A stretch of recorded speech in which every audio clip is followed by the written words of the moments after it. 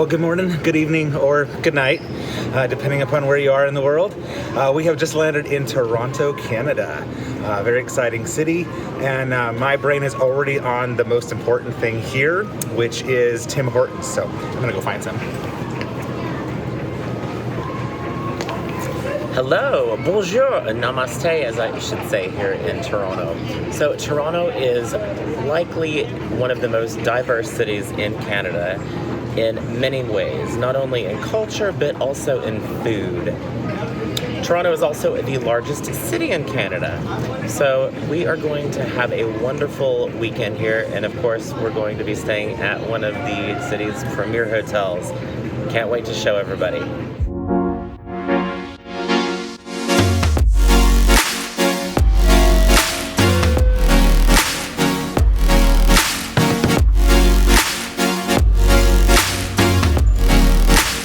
On the Up or Union Pearson Express train to downtown Toronto for Union Station. That's only about $12.50 Canadian, so for US it's about what, $10? Yeah, about $10. Not very much. Not bad, but then we're going to be hoofing it to our hotel, which is a lot higher than our caliber because we're hoofing it there rather than getting like a limo there. Yeah, they should have sent a limo for us, but apparently they just don't really know who we are yet. Apparently we don't either.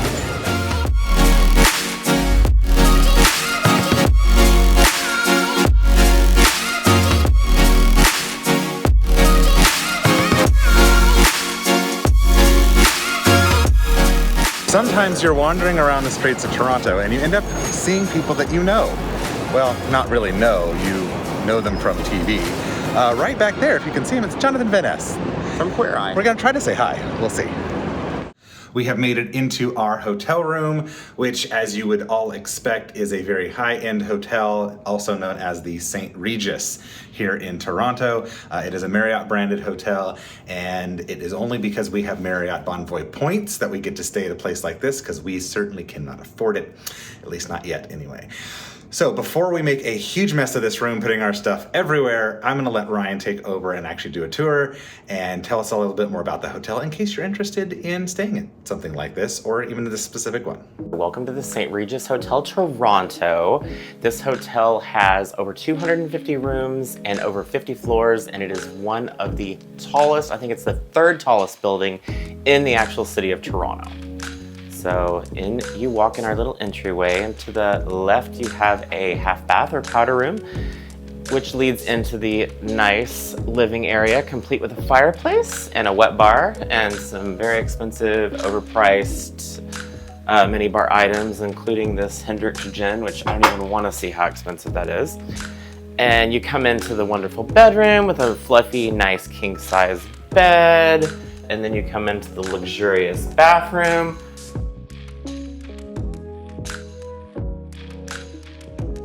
This hotel is actually located in downtown Toronto.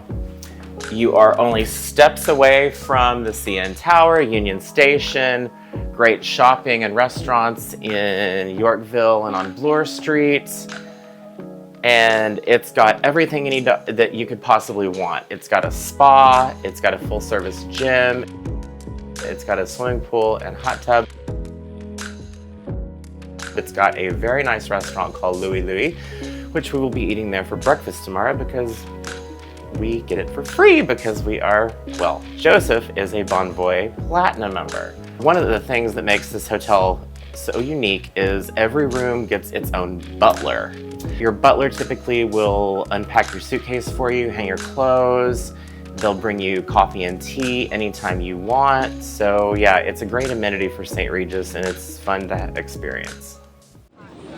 So after a lot of random walking around the city, we have come into the World Food Market. I think that's what it's called. It's basically a bunch of food trucks with different kinds of cuisine. You've got Korean, you've got Tibetan, you've got Indian, you've got Caribbean, you've got Brazilian, Vietnamese, Japanese. Yeah.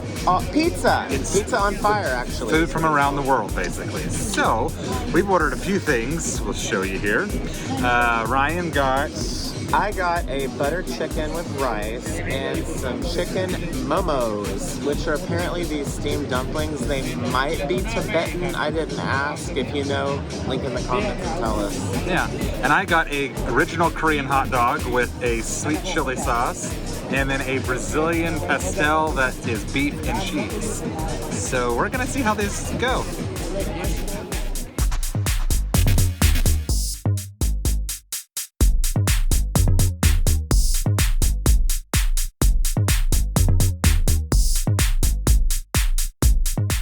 Don't be fooled, we definitely had dessert while we were at our international smorgasbord of food trucks. It was amazing. We ended up having a crate with chocolate and peanut butter. Definitely worth the stop in the downtown part of Toronto here. Definitely recommend it. They're even open till like 1 o'clock in the morning on weekends, so that the theater crowd and the bar crowd can take advantage really late in case they get the munchies. Right now we're standing in Yonge Dundas Square, which is the Piccadilly Circus or the Times Square of Canada. It's not as impressive, but you know what? They're trying, so go Canada. We have been up since about 5 o'clock in the morning. We're both really tired, so we're gonna go back to the hotel, go to the pool, and then go to bed, and we will see you tomorrow.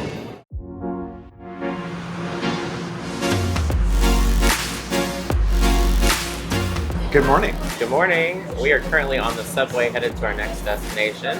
We had a wonderful night's sleep in our beautiful, comfy and fluffy St. Regis bed. Our butler delivered coffee this morning 45 minutes after we woke up. We went and had breakfast on the 31st floor at their amazing restaurant called Louis Louis. And we both had a Canadian breakfast and it was exquisite. Yeah, our service was awesome too there at the hotel. Definitely can't speak highly enough of the people that are there. We are currently on our way to a place called Casa Loma, which is a castle just north of the city of Toronto. And we're excited to explore it because it looks amazing in the pictures and we want to take you along. Well, that was a fairly painless subway ride. We are headed to Casa Loma, as we mentioned, which apparently is one of the only remaining, or one of the few remaining real castles in North America. Not just Canada, but North America. So this was built by Sir Henry Pilat back in the late 1800s. He came over here from Britain and he loved the architecture and wanted to rebuild a castle. He was fairly wealthy at the time. And unfortunately, back in the early 1900s, he lost his fortune basically, couldn't afford it, and so the bank basically called on his loans, and so he had to sell the property and move away. But thankfully, the property ended up going to the city of Toronto eventually, and it is now a heritage site. So we're going to show you around this gorgeous place and what looks like a really cool, amazing castle.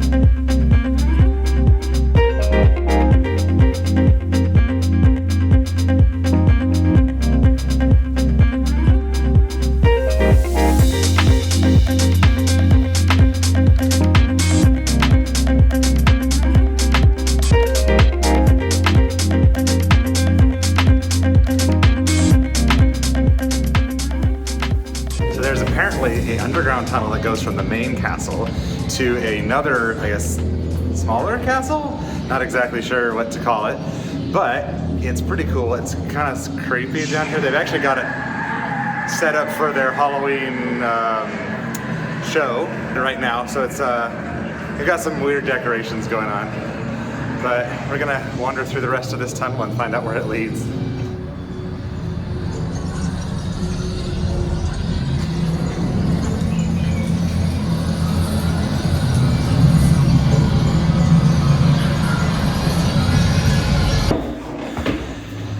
And we have popped out of the tunnel, apparently into the stables for the castle. That's a lot better looking than the scary, almost creepy-ish looking passageway that was in between them. The passageway wasn't really that bad, but if the lights were completely off and you saw like the ghostly projecting stuff that they had on the wall, it would be a little scary. But they did have some with dead corpses hanging from ropes. I don't like that. That's really weird. Obviously, we're not into Halloween. No. The grounds here at Casa Loma are gorgeous. They've been well maintained. It really is a cool castle here in North America. If you're in Toronto, Canada, definitely come see it. The castle itself has over 200,000 square feet of space. There's endless passageways, endless hallways. There's like 3 or 4, 5, 6, 7, 8 levels. There's towers, there's steep staircases, there's big staircases, there's a huge fancy pipe organ. It even has an underground swimming pool, which is now a theater of sorts. It's amazing. It's a great place to come and see. As many times as I've been to Toronto, I've never even heard of it until I started looking for things to do when we're here. So it's very impressive. Yeah, so when you're in Toronto, come to the house on the hill, Casa Loma. Or Casa Loma. We're not really sure how the Canadians say it.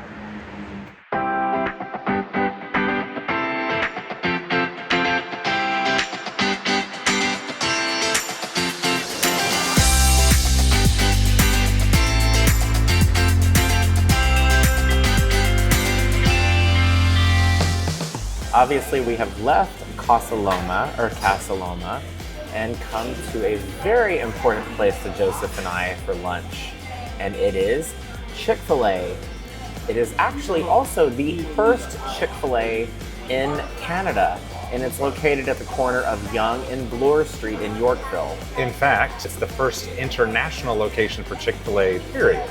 And we were actually here back in 2019 for its grand opening, coincidentally, which actually it wasn't coincidentally, we kind of planned it, but yeah, so we absolutely love Chick-fil-a, and this particular Chick-fil-a in Canada, honestly, the menu's not really that much different. They do have a couple different sauces, and they actually serve Fruitopia and ginger ale, which is not something any of the Chick-fil-a's back in the United States serve, to my knowledge. Sadly, they do not serve Diet Dr. Pepper like they do in the States. No, they don't, and that is so incredibly sad. They don't even have regular Dr. Pepper.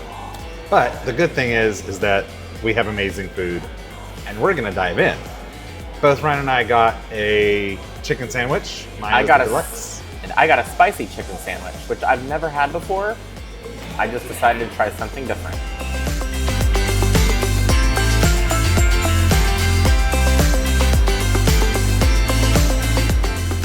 Of course, no Chick-fil-a experience would be complete without desserts. This is their cookie crumble milkshake, which is seasonal for the time, both in America and apparently here in Canada.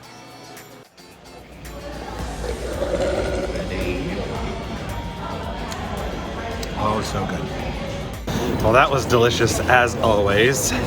Certainly worth the stop if you're here in Toronto, especially if you're from America and you're used to it. It's a fun little experience to see how different or the same it is. Anyway, I've got to walk off that milkshake. It was really good, but I've definitely got to walk it off, so we're going to continue walking around the city.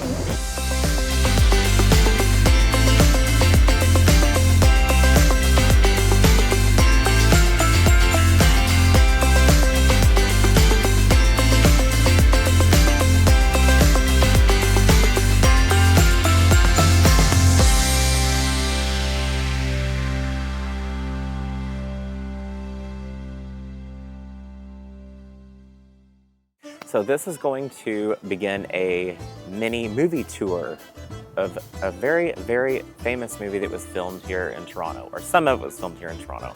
So a lot of people have seen My Big Fat Greek Wedding, and this is the Holy Trinity Russian Orthodox Church.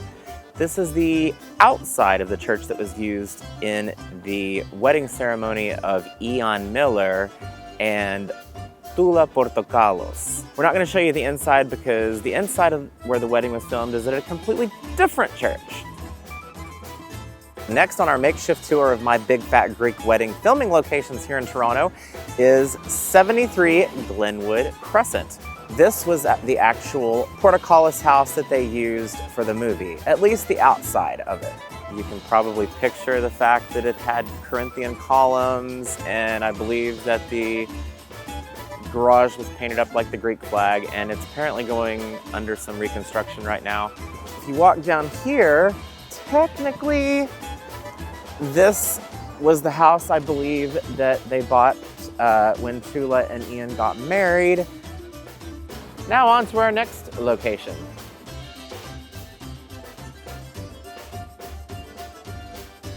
We are now in the Greek part of town, which is actually, I believe, west of downtown, basically the Danforth area here in Toronto.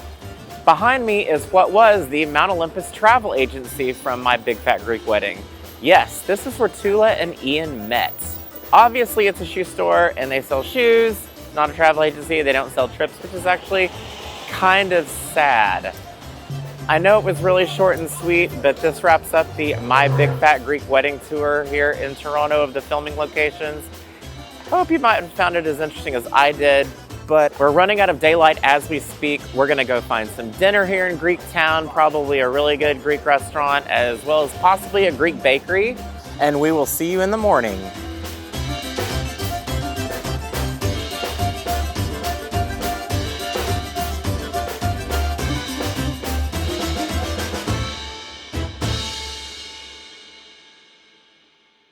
Good morning from beautiful sunny Toronto, Ontario, Canada. It is our third and final day here in the city. We have finished an amazing dinner at a Greek restaurant. Of course, you had to eat at a Greek restaurant when you're in Greek Town last night. Had another great night asleep at our beautiful hotel, the St. Regis, and now we are wandering about the city, trying to fit in as much as we possibly can before we have to head out on our flight home. I am currently sitting at the Jack Layton Ferry Terminal. We are not going to be taking a ferry today across to the islands, though you definitely should at some point if you have a chance. We'll be saving that for a future trip ourselves.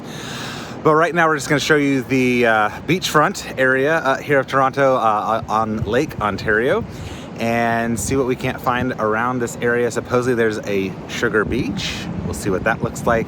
I think it has more to do with the sugar plant that was nearby, not actual sugar on the beach.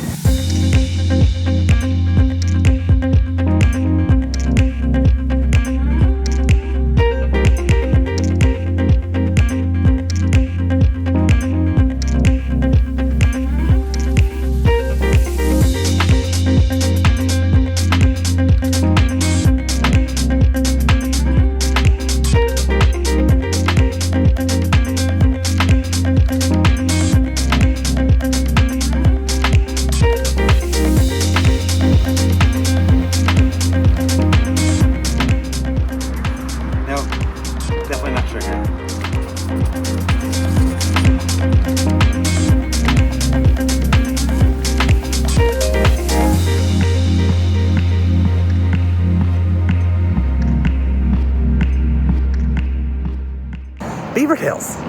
I've been looking for these all over the city and I can't find them.